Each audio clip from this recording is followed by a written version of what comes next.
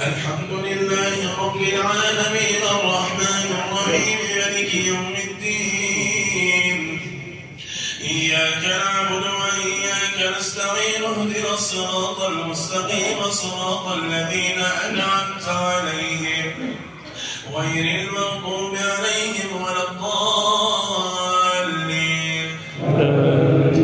عسى الله أن يجعل بينكم وبين الذين عاديتم منهم مودة والله قدير والله غفور رحيم. لا ينهاكم الله عن الذين لم يقاتلوكم في الدين ولم يخرجوكم من دياركم أن تبروهم وتقسطوا إليهم إن الله يحب المقسطين.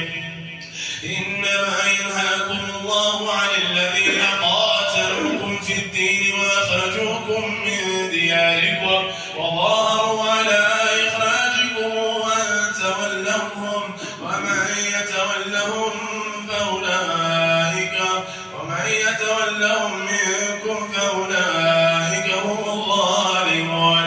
يا أيها الذين آمنوا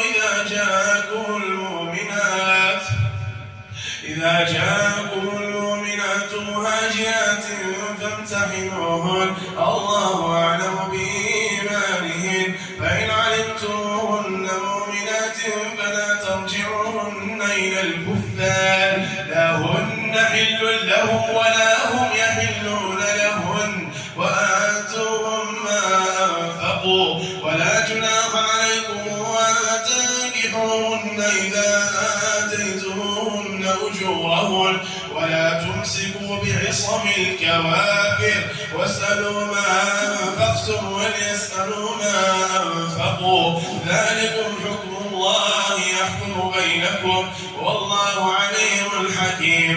وإن فاتكم شيء من أزواجكم إلى الكفار فعاقبتم فآتوا الذين ذهبت أزواجهم مثل ما أنفقوا واتقوا الله الذي أنتم به مؤمنون.